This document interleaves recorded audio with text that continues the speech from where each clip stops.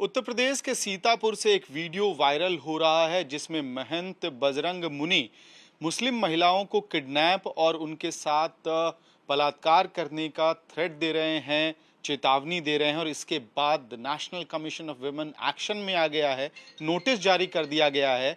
हमारे साथ हैं नेशनल कमीशन ऑफ वुमेन की चेयरपर्सन रेखा शर्मा। मैम, किस तरह का एक्शन आप लोग ले रहे हैं और क्या कुछ इस मामले में संभावनाएं हैं आगे होने की? मैंने सुबह ही पढ़ा, मुझे टैग किया गया था ट्विटर पे और मैंने आते ही इसको कॉग्निजेंस में लिया। हमने डीजीपी को लिखा है कि इमीडिएटली इस पे एक्शन ले।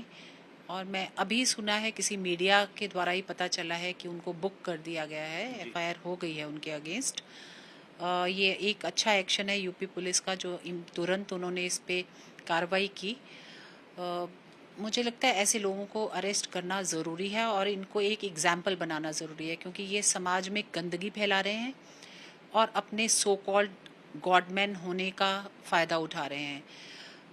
ये सिर्फ खुद ही नहीं कह रहे, बाकी लोगों को भी भड़का रहे हैं। इसलिए इनके ऊपर ज़्यादा जिम्मेवारी है और इनके ऊपर एक्शन भी उतना ही सख्त होना चाहिए। हमने ऑलरेडी लिख दिया है, अभी रिप्लाई अवेटेड है। हम लोग शेयर करेंगे मीडिया के साथ जब रिप्लाई आएगा जी। तो मैम, क्या गिरफ्तारी की भी मांग की गई है एनसीडब्ल्यू के द्वारा इस मामले में? बिल्कुल एफआईआर होगी तो गिरफ्तारी। अब चार्जेस पे डिपेंड करता है क्या चार्जेस लगाते हैं और वो बेलेबल है, नॉन बेलेबल है। आजकल पुलिस बहुत जल्दी अरेस्ट नहीं करती। अगर वो बेलेबल है तो उस पर अरेस्ट नहीं होता है, तो वो तो कानूनी देखेंगे, वो कानून देखेगा क्या करेगा। लेकिन बुक करना बहुत ज़रूरी है, इनके अगेंस्ट एफआईआर होना ज़रूरी है। जी।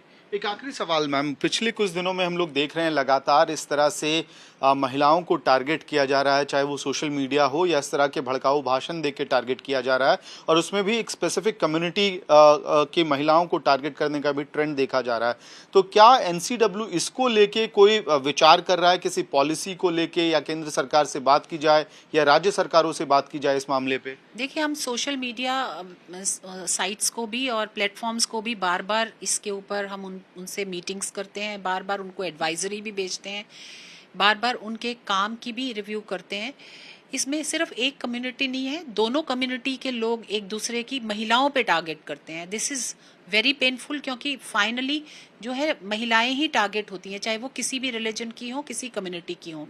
ये बिना देखे एक दूसरे की परिवार की महिलाओं को इस तरह से लिखना, मुझे लगता है ये बहुत गलत माइंडसेट होते जा रहा है सोसाइटी का और डिवीजन होते जा रहा है सोसाइटी का। इसके लिए हम अवेयरनेस प्रोग्राम्स भी करते हैं, लेकिन फाइनली जो है रिस्पॉन्सिबिलिटी जो है लॉ एंड ऑर्डर की स्टेट्स के ऊपर है।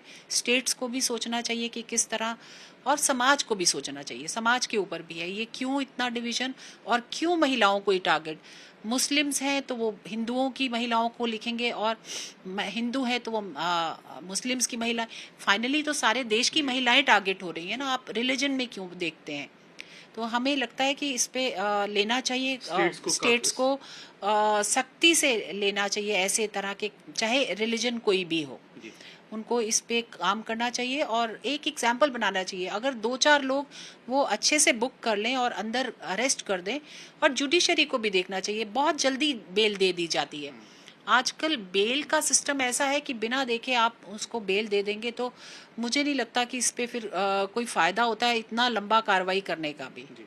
हमसे बात करने के लिए बहुत बहुत धन्यवाद। तो ये थी एनसीडब्ल्यू की चेयरपर्सन रेखा शर्मा, जो कह रही हैं उत्तर प्रदेश के डीजीपी को चिट्ठी एनसीडब्ल्यू ने लिख दी और एफआईआर दर्ज करने की मांग की गई थी। साथ ही उनकी गिरफ्तारी के निर्देश भी एनसीडब्ल्यू ने दिए हैं। अब देखना ये होगा कि बताया जा रहा है कि उत्तर प्रदेश पुलिस ने एफआईआर इस मामले में दर्ज कर ली है। कितनी जल्दी गिरफ्तारी होती है वो आने वाले समय में पता चलेगा। कैमरा पर्सन आलोक दास के साथ मैं भारद्वाज, दिल्ली आज तक।